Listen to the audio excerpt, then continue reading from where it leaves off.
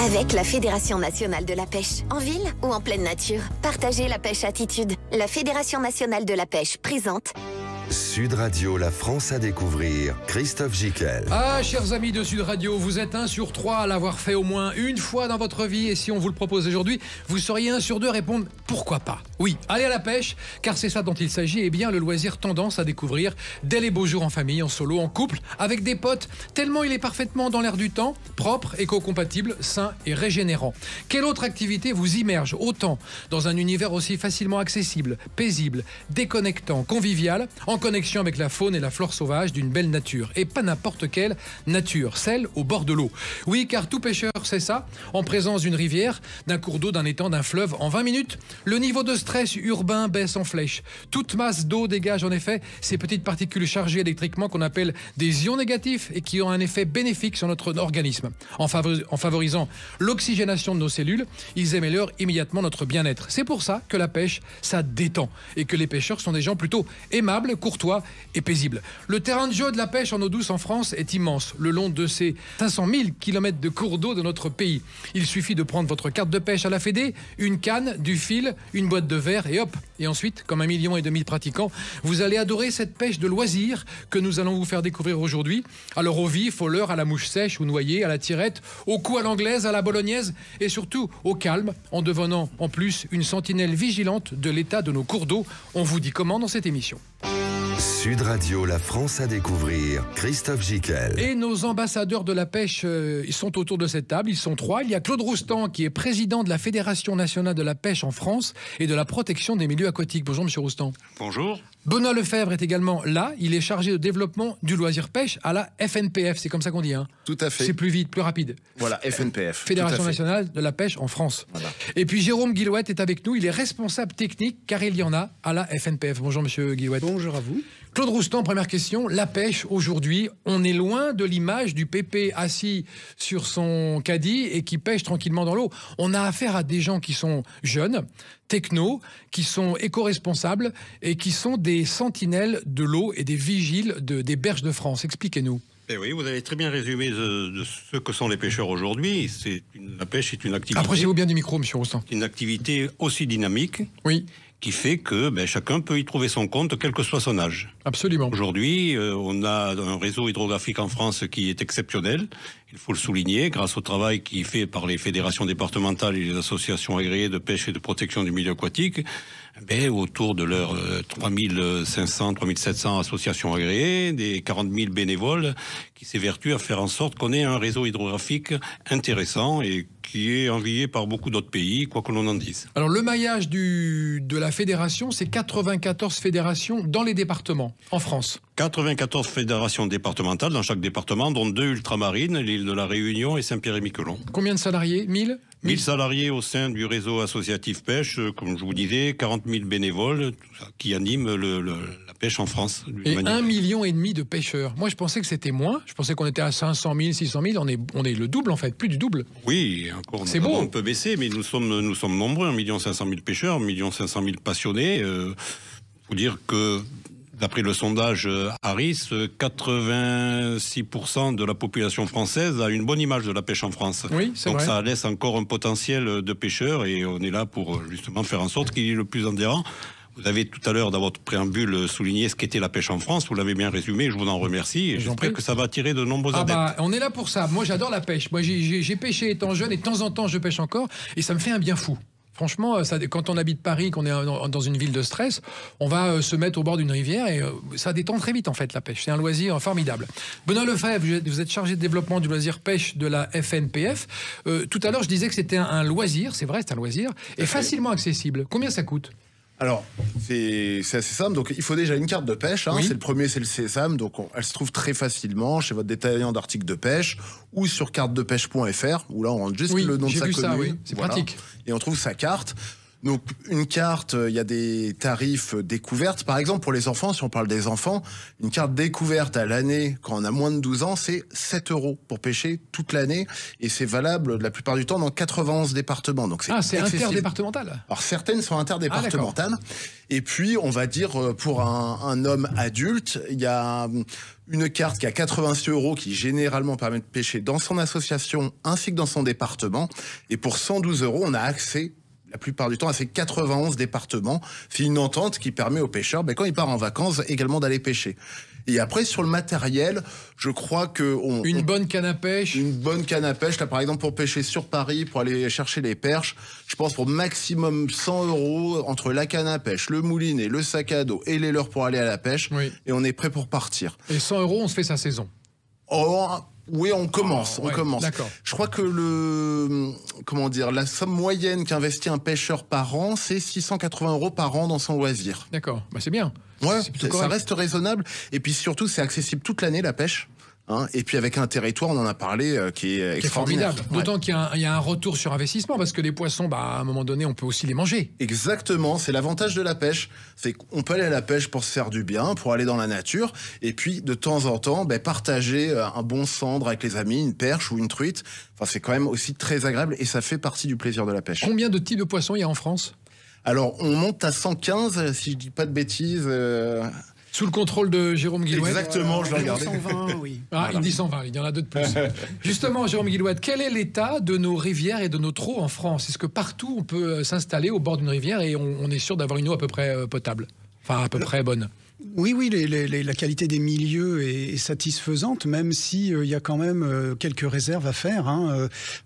On est toujours en dessous des 50% des objectifs qu'on souhaite sur la qualité des milieux, mais les milieux permettent d'avoir des peuplements de poissons riches, variés, et d'ailleurs sur la pêche qui permettent d'avoir différentes pratiques. Vous pêchez pas le gardon comme vous pêchez le saumon, comme vous vous attaquez au carnassier. Donc la richesse de nos milieux fait qu'il y a quand même beaucoup de place pour beaucoup de gens qui voudraient se spécialiser. Alors moi, ce que j'aime bien dans la Fédération de la pêche, c'est ce côté un peu techno que j'ai découvert en produisant cette émission. Vous êtes responsable technique. C'est quoi votre métier à vous, d'homme qui coordonnez les actions de tous les départements ? Alors voilà, le réseau pêche, il part d'un principe des pêcheurs, des poissons. Mais pour qu'il y ait des poissons, il faut également des milieux qui permettent d'avoir ces poissons en bon état, en nombre et variés comme je l'ai dit tout à l'heure. Et donc on est sur ces deux pieds là, c'est-à-dire le loisir pêche qui permet de satisfaire le pêcheur, mais également notre réseau travaille énormément sur les milieux aquatiques pour qu'ils puissent recevoir ces poissons qui font la cible et le bonheur des pêcheurs. D'accord, donc les responsables techniques dans les départements, ce sont des gens qui ont fait des études sur l'environnement ? Ce sont souvent des biologistes, oui. La plupart du temps des biologistes, effectivement, qui sont spécialisés en environnement, voire même en milieu aquatique, parce qu'il y a quand même beaucoup de choses à connaître et il y a beaucoup de choses à faire sur les milieux aquatiques, qui sont des milieux particuliers. Et dans ce réseau, on a effectivement des spécialistes qui participent à la gestion de ces milieux aquatiques et à leur surveillance. À leur connaissance. Président Claude Roustan, vous dites souvent, en préparant cette interview, vous me l'avez dit, la pêche, c'est un loisir dynamique. Expliquez-nous, où est le dynamisme ? Où est le dynamisme ? Vous avez plusieurs exemples de dynamisme. Ceux qui pêchent déjà le carnassier, ceux qui pêchent dans les torrents de montagne, ceux qui pêchent dans les lacs de haute montagne. Je pense que ça nécessite d'abord une bonne forme physique, ça permet de s'entretenir aussi. Même ceux qui pêchent la carpe, je pense qu'il y a derrière ça un dynamisme au-delà de cette volonté de dire le pêcheur est toujours intéressé, il s'intéresse, je l'ai dit tout à l'heure au milieu, bien évidemment, avant de pouvoir tremper son fil.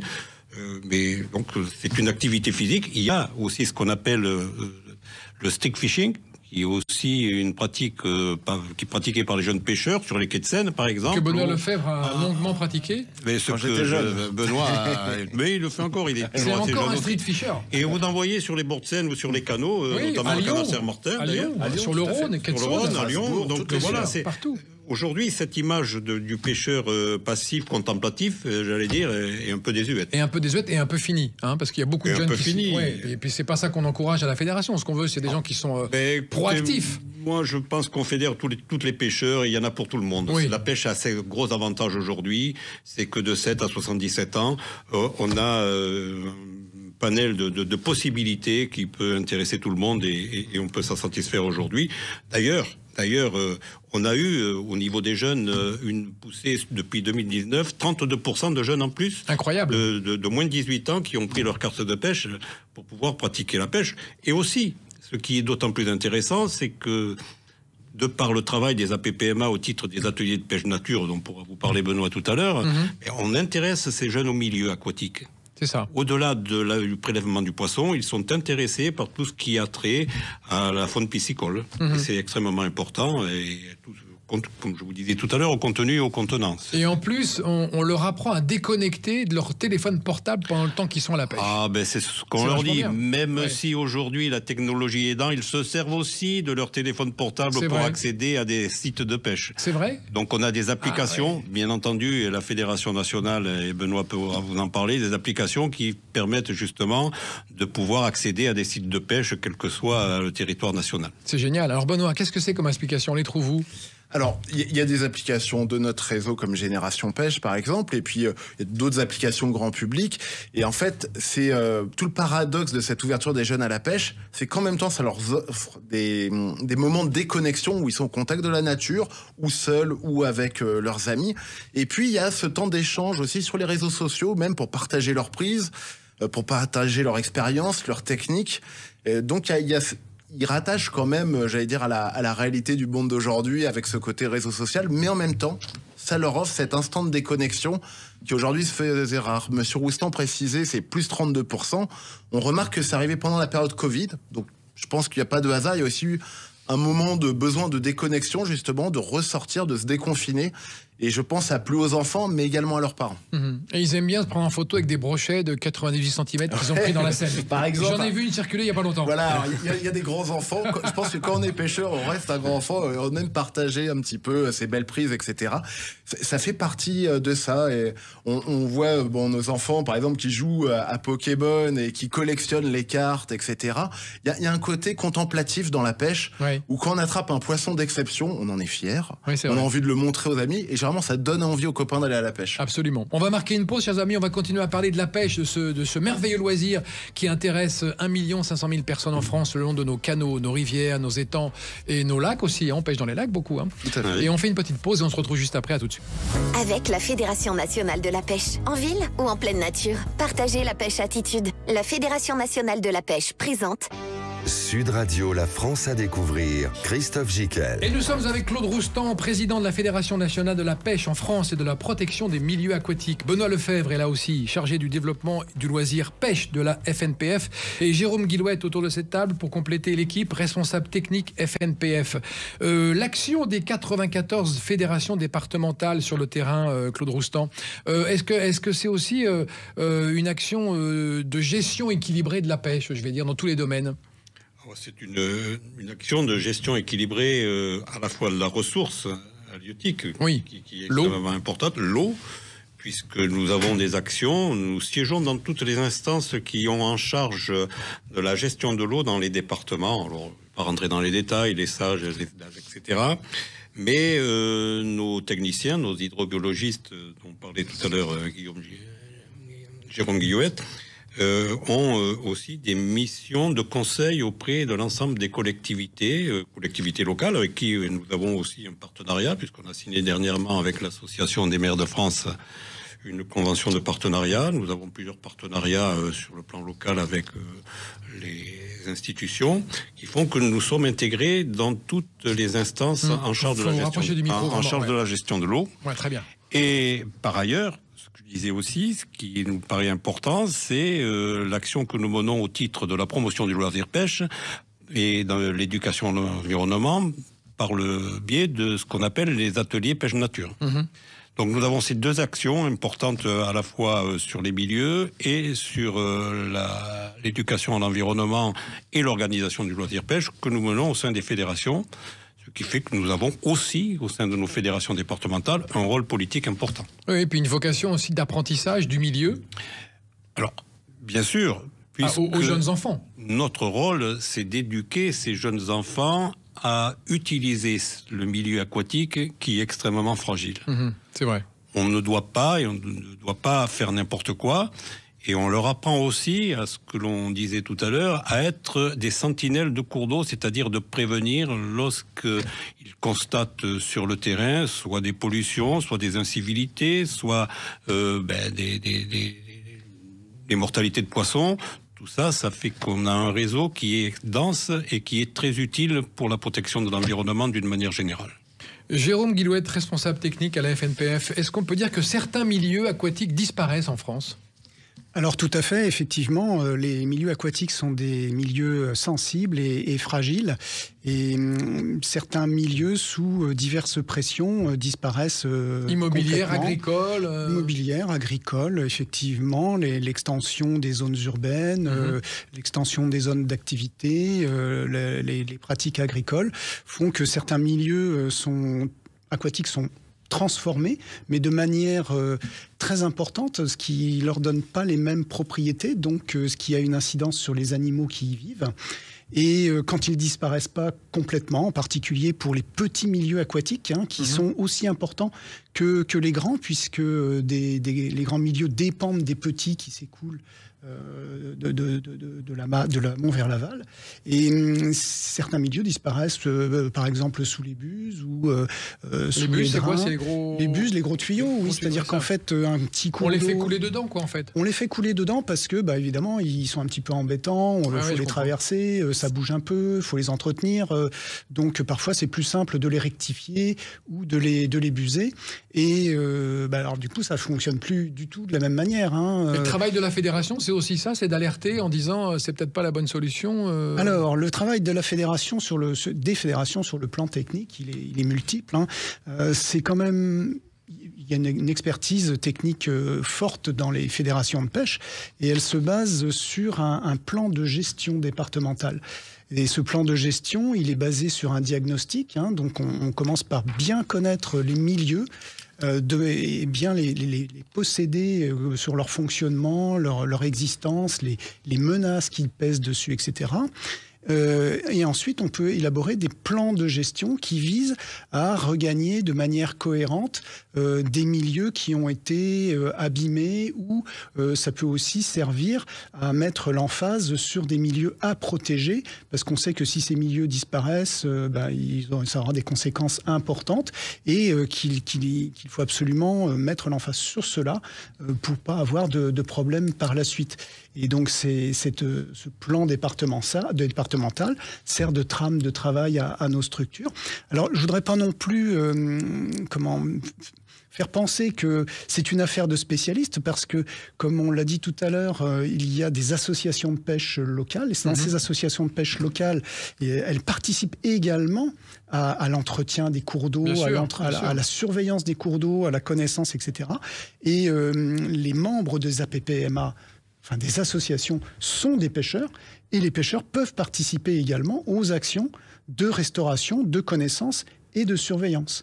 Mais il y a un gros travail des bénévoles en France qui est formidable, qui est dans les associations, et beaucoup de fédérations tiennent par ça, et on peut les remercier et leur tirer le chapeau.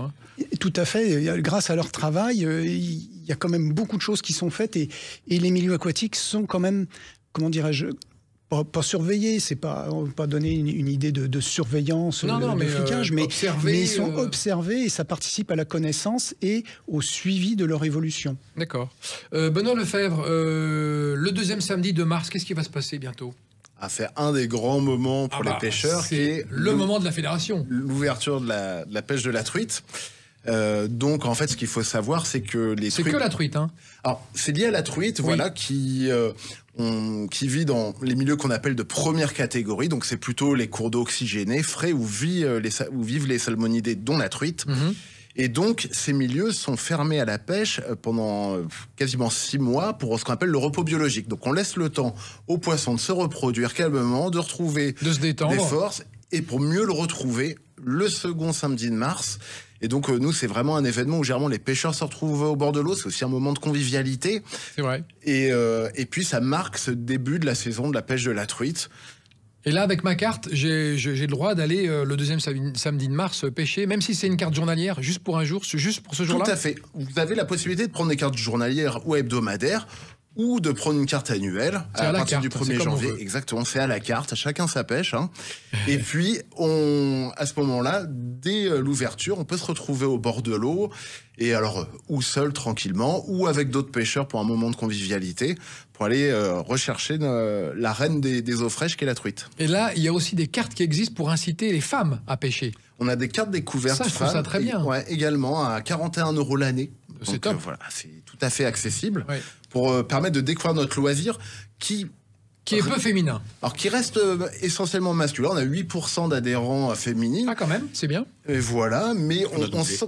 Comment ? On a doublé, je l'ai dit. Voilà, en fait, il y a un gros mouvement qui se fait. Et c'est vrai que de plus en plus, on parlait de l'image d'Épinal, de la pêche, un petit peu.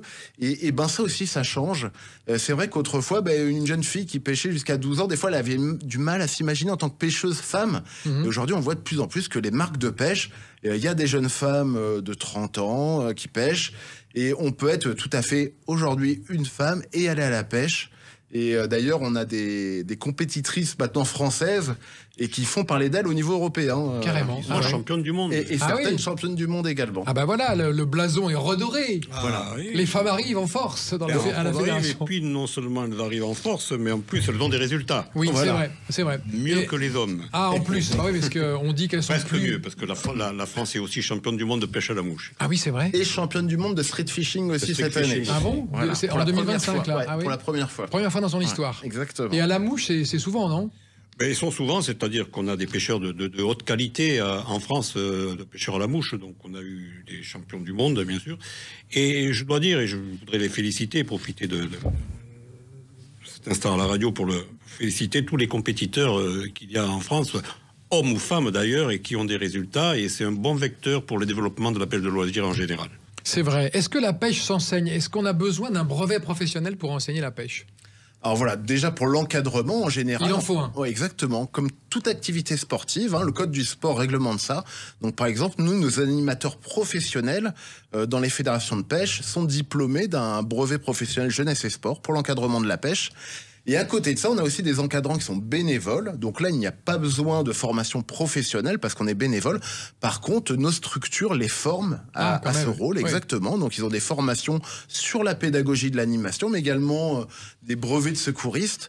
Voilà, c'est un des rôles de la Fédération nationale aussi, c'est de pouvoir financer nos structures départementales pour qu'elles puissent accompagner et former ces bénévoles dans leur rôle. Et si je vais pêcher, est-ce que je suis soumis à un quota de pêche? Est-ce que je ne dois pas dépasser 20 truites, par exemple? Parce que je suis dans un endroit où ça pêche, j'en ramène 20. Qu'est-ce qui se passe? Alors effectivement, sur certaines espèces qui sont protégées, on a des mesures de préservation. Donc ça peut être sur des quotas, un nombre de poissons par jour, par exemple. Ça, c'est par département? Voilà, le mieux c'est toujours allô la Fédé. Voilà, allô la Fédé, le meilleur réflexe c'est allô la Fédé, je veux pêcher à tel endroit. Quel va être le quota par exemple? Donc ça permet de préserver et de répartir la ressource. Et puis des fois il y a aussi ce qu'on appelle les tailles légales de capture. C'est-à-dire que en dessous d'une certaine taille, on va être obligé de remettre à l'eau le poisson. Pourquoi on fait ça? C'est pour lui permettre de se reproduire en fait avant qu'il puisse être prélevé pour la consommation. Alors quand j'étais gamin, j'allais pêcher, il y avait des gardes-pêche qui nous faisaient peur. Est-ce que ça existe toujours, le garde-pêche, Président? Oui, on a un réseau de gardes-pêche particulier. Formé par vous? Il est formé par les fédérations départementales, oui. Alors, on a une convention aussi, je parlais tout à l'heure des conventions avec la gendarmerie nationale dans le cadre du CEDAM, le commandement pour l'environnement et la santé, avec qui nous avons un partenariat que nous avons décliné dans chaque département, c'est-à-dire que les fédérations départementales ont passé des conventions avec les groupements départementaux de gendarmerie pour avoir une collaboration avec la gendarmerie. Mais nous formons aussi nos propres gardes particuliers, que ce soit au titre de l'environnement, mais aussi sur le plan judiciaire, pour qu'ils puissent intervenir auprès des délinquants. Mais le rôle aussi des gardes-pêche, ce sont la vitrine de la pêche aussi, quelque part. Donc, ils ont aussi un rôle de conseil, un rôle pédagogique auprès des pêcheurs, et ce qui est important, et c'est pour ça que nous les formons de cette manière-là. Mais ils peuvent sortir le carnet à amende. Mais bien évidemment, ce sont aussi des agents verbalisateurs, et ils ont le droit de verbaliser lorsqu'il y a des infractions. D'accord. Voilà. On va continuer à parler de cet univers de la pêche, chers amis. On va marquer une pause et on se retrouve dans un instant. On va apprendre ce que ça veut dire réhabiliter une frayère, qu'est-ce que c'est que des passes à poissons, tout ça avec nos amis de la Fédération nationale de la pêche en France, qui est, je le rappelle, un loisir formidable. À tout de suite. Avec la Fédération nationale de la pêche, en ville ou en pleine nature, partagez la pêche attitude. La Fédération nationale de la pêche présente Sud Radio, la France à découvrir. Et Christophe Giquel. pour tout comprendre de cette pêche attitude avec Claude Roustan, qui est président de la Fédération nationale de la pêche en France et de la protection des milieux aquatiques, nous sommes aussi avec Benoît Lefebvre, chargé de développement du loisir pêche de la FNPF, comme on dit, et Jérôme Guillouette, responsable technique de la Fédération nationale de la pêche en France. Claude Roustan, on a abordé beaucoup de points sur l'univers de la pêche. Vous aimez à dire, vous, que vous avez aussi une dimension protection de l'environnement et vigie du milieu. Sentinelle, c'est ça que vous voulez faire passer comme message à nos amis pêcheurs? Alors, c'est un des rôles importants. Alors, je voudrais quand même souligner, avant de vous répondre sur le sujet, la pêche a un rôle à la fois environnemental, un rôle social et un rôle économique. On n'a pas parlé du tourisme de pêche, peut-être tout à l'heure Benoît le développera un peu, mais c'est vrai qu'aujourd'hui, nous comptons beaucoup sur notre réseau de bénévoles pour actionner ce rôle de sentinelle de cours d'eau, pour prévenir des atteintes en environnement sur les cours d'eau, ce qui est extrêmement important pour nous, bien évidemment, pour la pêche en général, le réseau associatif pêche, mais aussi pour les pouvoirs publics.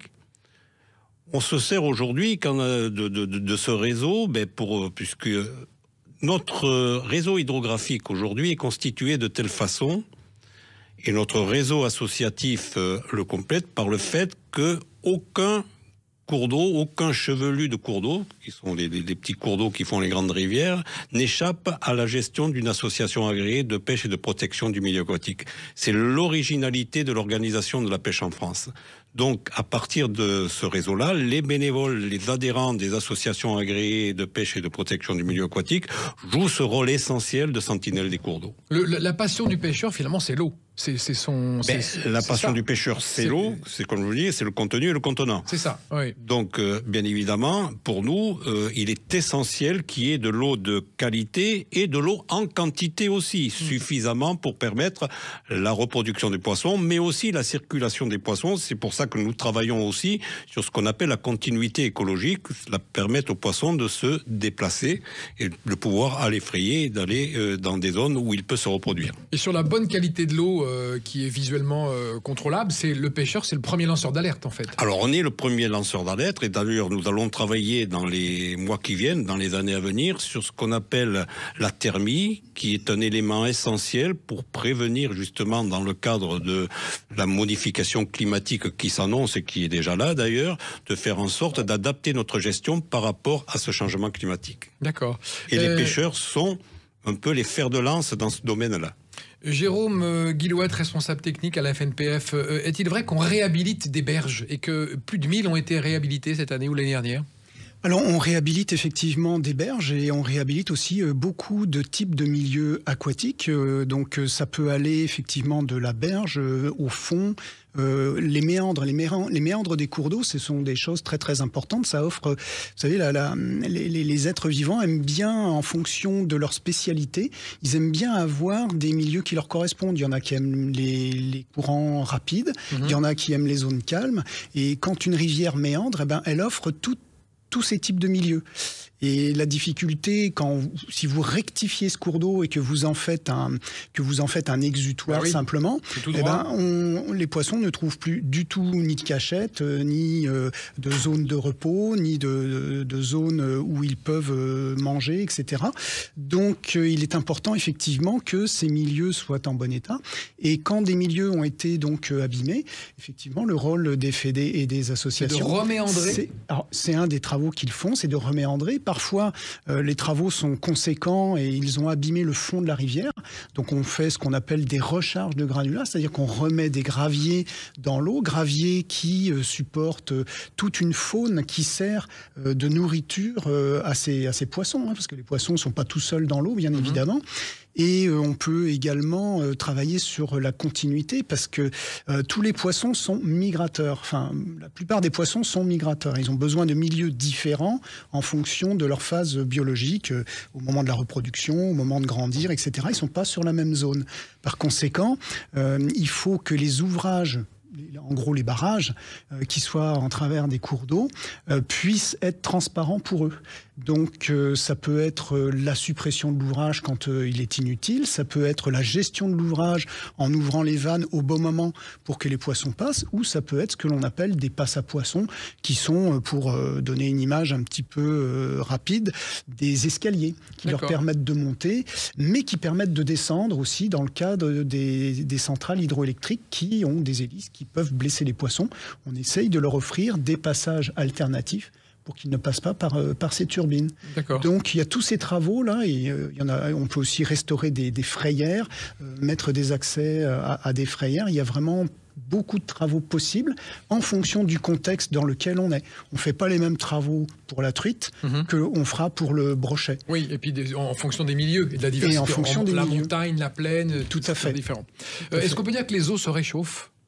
Les eaux se réchauffent, on le constate. Les eaux de nos rivières. Hein. Les eaux des cours d'eau, les eaux des plans d'eau. Les eaux se réchauffent, c'est mesuré. Alors évidemment, ça paraît des chiffres un petit peu faibles, 0,3 degrés sur quelques années, etc. Oui, mais c'est la truite qui n'est pas contente. Alors, exactement, hein, les poissons ne régulent pas leur température. Donc ils subissent la température du milieu dans lequel ils sont. Si cette température ne leur convient pas, il faut soit qu'ils aillent ailleurs, d'où l'importance de la continuité, c'est-à-dire qu'ils aillent par exemple trouver des eaux plus fraîches si la température leur convient pas, ou qu'ils puissent avoir des eaux, en meilleure quantité, en plus grande quantité, parce que ils ne régulent pas leur température, et la température, elle conditionne également le taux d'oxygène dans l'eau. Et c'est très important. Donc si jamais vous avez des températures élevées, les poissons peuvent s'en sortir, mais à condition qu'il y ait beaucoup d'eau pour qu'elles soient vives et donc oxygénées. Donc il y a l'aspect quantitatif et il y a l'aspect qualitatif de l'eau qui est important, et il faut jouer sur les deux pour permettre aux populations de se maintenir. D'accord. Benoît Lefebvre, vous êtes pêcheur, vous êtes chargé de développement du loisir pêche de la FNPF et pêcheur également. Est-ce que votre rêve à vous, c'est quoi? C'est la carpe, le gardon, le brochet, la blette, Alors, moi, je suis un pêcheur un peu touche à tout. Ah d'accord. Voilà, donc suivant la saison, je vais pouvoir m'adonner à ma passion de différentes manières. Là, il va y avoir l'ouverture de la truite, donc on va pouvoir pêcher la truite. Par exemple, la truite, c'est un peu le poisson roi pour le pêcheur. Hein. J'ai l'impression que tout le monde la pêche, la veut. Voilà, c'est vraiment un moment clé dans la saison. Donc là, en début de saison, on va pouvoir la pêcher aux appâts naturels, par exemple, au toc, parce que c'est adapté. Donc il suffit d'une ligne. Alors c'est une ligne juste, quelques plombs et par exemple un verre de terreau en début de saison, c'est très bien. Et on va présenter ce verre de terreau dans la veine d'eau, là où se trouve la truite. Et au moment où elle va attraper, ça va créer un toc dans la ligne. D'où le mot, la pêche au toc. Dans la veine d'eau. Voilà, exactement. Tout ça est très technique. Hein. Exactement. Tout à l'heure, on parlait justement de la corrélation entre le fait de pêcher et de comprendre et de s'intéresser au milieu aquatique.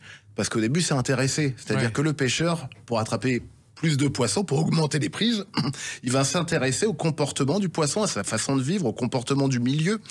Et au fur et à mesure, il va s'y intéresser et s'y attacher. C'est ça qui est intéressant, c'est qu'il apprend à lire l'environnement, à lire le cours d'eau. On parle le courant, de la les lecture d'eau. On parle exactement comprendre une veine d'eau, c'est-à-dire une veine de courant par rapport à la truite. C'est l'endroit, comme il y a du courant, ça va transporter des aliments pour la truite. Donc la truite, en position d'alimentation, va se trouver à cet endroit-là. Et donc le pêcheur aguerri, au fur et à mesure, va réussir à lire la surface de l'eau pour se dire, potentiellement, la truite, elle est là. Je suis pêcheur, est-ce que j'ai le droit de mettre 4 cannes en batterie? Alors, ça dépend. Pour l'ouverture de la truite, on est plutôt sur la première catégorie. On pêche à une ligne. Alors, ça tombe bien, parce que comme c'est des pêches actives, où on est en itinérance, de toute façon, on ne peut prendre qu'une ligne avec soi. Oui, parce qu'on bouge beaucoup dans la truite. Hein. Voilà, exactement. On va parcourir d'un endroit à un autre, chercher le poisson. Et puis, il y a des pêches où on peut pêcher jusqu'à 4 lignes, surtout dans nos plans d'eau, dans les grands fleuves, en seconde catégorie. Par exemple, pour la pêche de la carpe, qui est là une pêche d'attente. On va positionner les lignes et on va attendre que le poisson morde à l'hameçon. Avec le bouchon qui... Alors, sur la carpe, on pêche moins en moins avec le bouchon. On est sur des pêches plombées. Alors, c'est ça qui est fou avec la pêche, c'est qu'il y a 1001 techniques pour pêcher.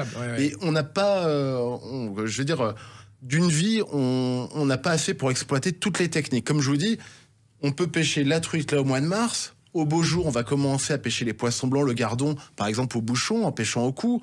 On a le carnassier qui arrive en pêchant au leurre fin avril. Et puis après, à l'automne, c'est encore un autre moment sur les carnassiers. Donc vraiment, à chaque saison, on peut pratiquer son loisir pour peu qu'on s'intéresse aux différentes techniques. Et dans notre fleuve royal, la Loire, on pêche encore beaucoup? Il y a encore des choses tout à fait, c'est un magnifique fleuve. Et donc qui est encore très sauvage. Hein. C'est, je pense, le fleuve le plus sauvage en France aujourd'hui. Et mes collaborateurs, justement, me signalaient du côté d'Orléans, là, un retour, par exemple, du brochet également sur la Loire. Orléanais qui nous écoutaient, retour du brochet, c'est chez vous. Avec des pêches extraordinaires, avec des 8 à 10 prises dans la journée, alors qu'ils remettent souvent à l'eau, hein, parce qu'on va pas manger 8 à 10 poissons par jour. On peut en prélever de temps en temps. Et puis, vraiment des super moments au bord de l'eau, entre copains. Et la Loire, voilà, c'est un fleuve magnifique. On va trouver, suivant les endroits où c'est positionné, en amont du fleuve, il va y avoir des zones à truite, et jusqu'à l'estuaire, où on va trouver des poissons, voire en fiel. Hein, quoi. Oui, la Fédération nationale de loisirs, c'est la Fédération nationale de la pêche en France, c'est aussi une fédération moderne. Elle organise le Junior Fishing Tour. Qu'est-ce que c'est que le Junior Fishing Tour? Alors tout à fait. Alors là, c'est un projet. Tout à l'heure, M. Roustan parlait de la compétition et de nos compétiteurs. Donc c'est un partenariat qu'on a avec nos homologues de la Fédération française de pêche sportive. Et le but, c'était de relancer des espaces de confrontation, de rencontres, de compétition chez les jeunes qui s'étaient un peu perdus. Donc là, on a 2 circuits sur la pêche au cou pour les poissons blancs et sur la pêche des carnassiers. Et le but, c'est d'offrir aux jeunes de 10 ans à 17 ans ces espaces de rencontre où ils vont pouvoir se mesurer entre eux. Et puis, pourquoi pas devenir champion de France et qu'on découvre peut-être les talents de demain qui mettront en valeur la pêche française. Ça existait à mon époque, les championnats de France de pêche. Hein. Oui, mais on a les meilleurs pêcheurs du monde en France. Je pense. Beaucoup mieux que les Irlandais et les Écossais qui sont vraiment les pêcheurs de petite catégorie. On va marquer une pause au lieu de dire du mal de nos amis anglais et écossais. Et on va se retrouver dans un instant avec la Fédération nationale de la pêche en France pour continuer à parler de ce loisir formidable qui peut s'exercer pour un petit budget et un peu partout dans notre pays. À tout de suite. Avec la Fédération nationale de la pêche, en ville ou en pleine nature, partagez la pêche attitude. La Fédération nationale de la pêche présente Sud Radio, la France à découvrir, Christophe Gicquel. Et nous sommes avec nos 3 experts, nos 3 spécialistes, nos 3 ambassadeurs de la pêche en France. Claude Roustan, le président de la Fédération nationale de la pêche en France et de la protection des milieux aquatiques. Benoît Lefebvre, chargé du développement du loisir pêche à la FNPF. Et Jérôme Guillouette, autour de cette table, et qui est responsable technique à la FNPF. Alors messieurs, une question encore sur ce côté moderne de la pêche que vous défendez et que je trouve formidable de défendre parce que c'est vrai. Qu'est-ce que le flotte tube, c'est ça? Ah oui, alors c'est ça c'est rigolo ça. C'est une pratique donc ça va intéresser Marie, notre réalisatrice qui est jeune, qui a 28 ans et qui part à la pêche et qui est une femme. Alors c'est une pêche embarquée, c'est-à-dire que on a l'habitude de voir des gens peut-être pêcher sur des bateaux. Donc là c'est un moyen. C'est sur un gros boudin. Alors faut imaginer un siège gonflable de piscine, un peu plus costaud, sur lequel on se déplace avec des palmes. Donc c'est vraiment. Donc on est sur le dos? Non, on est assis. On est assis sur l'eau. Voilà, on palme, on est dans l'environnement, dans le calme. C'est extraordinaire en termes d'immersion dans le milieu. Et puis c'est extraordinaire parce que alors, souvent on va pêcher le carnassier, on peut pêcher la truite de temps en temps sur certains plans d'eau comme ça, mais c'est surtout lié au carnassier. Et des fois, donc on pêche au leurre avec des imitations de poissons, et on voit des poissons qui viennent suivre notre leurre jusque dans nos palmes, sans se rendre compte qu'on allait. D'un coup, ils nous voient et hop, ils repartent. Donc il y a vraiment un côté immersif. Mais il y a des poches pour mettre des... Exactement, c'est très bien équipé. Vous avez pêché, Président, dans un flot, non? Moi, j'ai pêché dans les premiers flottes tubes qui sont beaucoup moins équipés que ceux qu'on a aujourd'hui. Et j'avoue que, c'était pas tout à fait ma génération, ça a été un peu compliqué au début, parce que j'avais l'impression de tourner en roquette pas le mot. C'est vrai qu'ils étaient moins sophistiqués, comme je dis qu'aujourd'hui, mais c'est vrai que c'est intéressant. Alors je pêche pas souvent avec le pompe, comme je disais tout à l'heure, moi je suis plus un pêcheur soit de carnassier ou en barque, ou soit de torrent de montagne plutôt, parce que j'aime bien la randonnée, et donc j'aime bien marcher.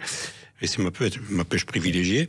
Mais c'est vrai que on parlait tout à l'heure de dynamisme. Voilà un exemple aussi de modernité, de dynamisme de la pêche en France qui intéresse beaucoup de jeunes. Et puis une fois de plus, très accessible. C'est-à-dire un flotte tube, à partir de 200 €, on peut en trouver. C'est pas dur à stocker vu que c'est gonflable, on le dégonfle, même dans un appartement ça tient, et ça permet... Et on met ses hameçons, c'est tout à on met ses boîtes de rangement, il y a des rangements on et a tout tout autour. sur place. On part avec son sandwich. Son sandwich. On fait attention à ses clés de voiture pour oui. pas les perdre. Ouais. Voilà, ça m'est déjà arrivé. Plouf. Donc, comment ça, plouf? Ouais, exactement. Et voilà, et ça permet vraiment de démocratiser cette approche de la pêche embarquée, où la pêche prend encore une autre dimension. Là, quand on est sur l'eau, on est en immersion totale dans le milieu. Presque avec les poissons, c'est assez formidable. Est-il vrai qu'il est recommandé quand on croise un pêcheur de ne pas faire de bruit? Bon. Alors, on peut parler. C'était vrai avant ça. Ouais. Je me souviens quand j'étais gamin, les pêcheurs disaient... C'est surtout les vibrations. C'est-à-dire, ce qui est déconseillé, c'est de courir, par exemple, au bord de l'eau. C'est ça. Ou de jeter un caillou. On peut tout à fait parler à un pêcheur. Faut éviter de lui dire bonne pêche. Généralement, ça, c'est un peu les traditions. Ça l'énerve. Ça peut. Mais non, au contraire, je veux dire, le pêcheur, c'est quelqu'un qui est surtout dans le partage. Et moi, c'est un grand plaisir quand je pêche, quand il y a des enfants qui passent, avec des parents, par exemple, de montrer le fruit de sa pêche, de parler de l'environnement, de montrer comment on fait. Et il doit partager la rivière aussi avec des kayakistes, des fois. Exactement. Voilà, on n'est pas les seuls utilisateurs de la rivière. Et je pense qu'aujourd'hui, les pêcheurs savent partager la rivière. Et sont... Enfin, je veux dire, sur ça, c'est... Je perds mes mots, je suis désolé. Non, je t'en prie. Non, c'est vraiment... je pense qu'il y a une attention particulière du pêcheur, de faire attention aux autres utilisateurs. À son environnement, et il interagit avec les... Parce qu'il n'est pas tout seul. Il y a une dimension très humaine dans la pêche. Oui, c'est vrai. Ouais, c'est vrai. Et j'y tiens beaucoup, et nous y tenons beaucoup. Je parle en mon nom, mais la pêche est basée aussi sur la convivialité. Absolument. Et je pense que dans cette période aujourd'hui, on a tout intérêt à le développer et à le maintenir. Est-ce que quand un pêcheur s'installe sur une berge, l'autre pêcheur ne doit pas s'installer? Il y a une distance limite? C'est quoi le bon sens? Il n'y a pas de distance de droit, mais c'est le savoir-vivre et le bon sens. Il y a juste le fait que ça part du bon sens et ça part aussi de la discussion. Et comme le disait Benoît, la pêche, c'est aussi un moment de partage. On va pas, je veux dire... à la pêche pour se prendre la tête. Non, c'est sûr. Non, mais en général, les pêcheurs, ce que je disais, c'est plutôt des gens paisibles, zen. Et il y a de temps en temps, ça grogne un peu, mais ça va pas plus loin. Permettez-moi, Président, vous avez grogné, vous, je le sens. Des fois, il faut que l'on grogne parce que quelquefois, on a des attentes fortes pour la protection des milieux qui ne viennent pas, donc on est obligé de montrer un peu les dents. Ouais. C'est ce que nous faisons. C'est ce que nous faisons sur le plan départemental et ce que j'arrive à faire sur le plan national quand les choses ne vont pas comme elle devrait aller. Et vous avez parfois pas les oreilles qui vous écoutent dans les ministères, mais vous êtes là pour... Mais donc, il faut qu'on enfonce le clou pour qu'on soit écouté. Là, vous avez un combat en ce moment à partager à nos auditeurs? Oui, on a un combat, c'est celui de la possibilité d'avoir un arrêté pour permettre la régulation des cormorans. C'est un combat et j'espère que nous allons le gagner. Mais les cormorans qui sont le concurrent du pêcheur, parce que un cormoran, ça mange énormément de poissons.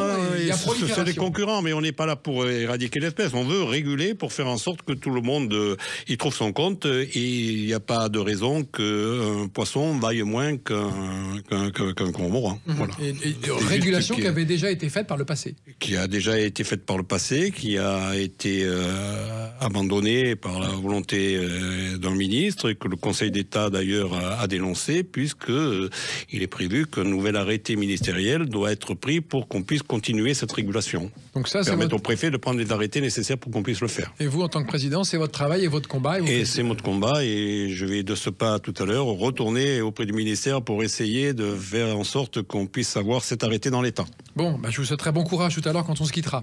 Est-il vrai qu'il y a l'option pêche au baccalauréat, Benoît? Oui, ça arrive dans certains territoires. Donc, c'est une option qui est proposée aux lycéens. Le but, en gros, ils ont des cours en plus où ils vont apprendre à pêcher, puis ils vont apprendre la connaissance des milieux aquatiques. Donc, ça se fait parfois avec nos fédérations départementales. Ça se passe dans le Cantal, notamment. Et puis, donc, où ils vont apprendre à connaître le fonctionnement des écosystèmes, apprendre aussi les techniques de pêche. Une fois de plus, c'est deux choses qui sont vraiment très liées, la pêche et la connaissance des milieux, et ça leur donne des points en plus pour l'obtention de leur bac. D'accord. Donc j'allais dire, c'est tout bénéfique, et puis qu'ils puissent associer leur passion à leurs études, c'est vraiment formidable. Président? Donc je voudrais juste souligner un point que l'on n'a pas abordé, mais je vois que le temps passe, c'est celui de l'aspect économique de la pêche qui est important. La pêche, c'est 2,5 milliards d'économies injecté dans l'économie nationale. D'accord. Or, le prix de la carte de pêche, c'est-à-dire y compris les dépenses catalytiques. Mais je voudrais souligner que la pêche aussi, est aussi un vecteur important du tourisme dans les départements, notamment dans les départements ruraux, comme le mien, et nous faisons des actions auprès des hébergeurs avec des partenariats et des labels que nous avons spécifiques pêche pour certaines locations. Oui, c'est vrai. Les campings, par exemple, pourraient être intéressés. Les campings, mais aussi auprès des hébergeurs. Je pense que Benoît, qui s'occupe de ce dossier à la Fédération nationale, suit avec beaucoup d'intérêt et nous développons cette notion d'hébergement pêche de plus en plus au sein des départements pour continuer à promouvoir la pêche de loisirs et permettre bien sûr aux pêcheurs d'aller directement sur les sites de pêche et d'obtenir les renseignements et le matériel nécessaire. Et l'avantage en termes de tourisme de la pêche, c'est qu'on augmente la période de tourisme. C'est-à-dire que souvent on va s'inscrire, par exemple, comme en mars avec la truite ou à l'automne pour le carnassier, et on étend la période de tourisme pour des territoires et on s'inscrit pleinement dans le tourisme vert, dans des approches de slow tourisme également. Et c'est vraiment tendance. Et donc, on a des labels liés aux hébergements pêche, mais également sur des parcours spécifiques, des parcours découvertes, des parcours famille, pour accueillir les familles, et des parcours passion, où là, vraiment, les aficionados, des spécialistes de certaines techniques, vont trouver leur plaisir. Et ce qu'il faut savoir, c'est de plus en plus, les collectivités, notamment les régions, sont intéressées par la pêche dans le tourisme et travaillent avec nos structures. Il faut saluer le travail de nos coordinateurs régionaux qui, de plus en plus, comme ça, travaillent avec les régions pour, en fait, développer le tourisme et notamment le tourisme pêche. Oui. La pêche a vraiment quelque chose à apporter. Absolument. Et moi qui travaille beaucoup avec les offices du tourisme dans l'émission La France à découvrir, on travaille beaucoup sur le tourisme. Souvent, la pêche est peu présentée en activité possible dans les régions. Souvent, c'est un peu le parent pauvre. C'est justement pour ça que je voulais le souligner aujourd'hui.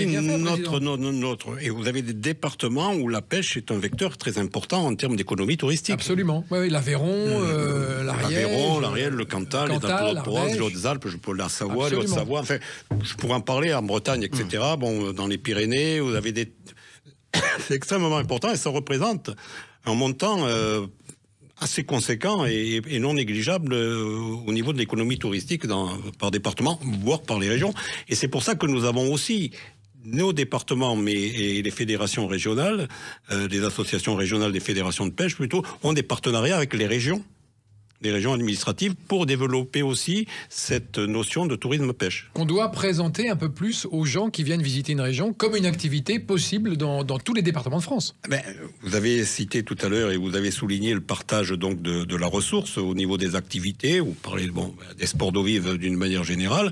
Bien évidemment, on n'a rien contre les sports d'eau vive. Ils ont le droit aussi de pratiquer. Mais les pêcheurs sont là aussi. Bien sûr, oui.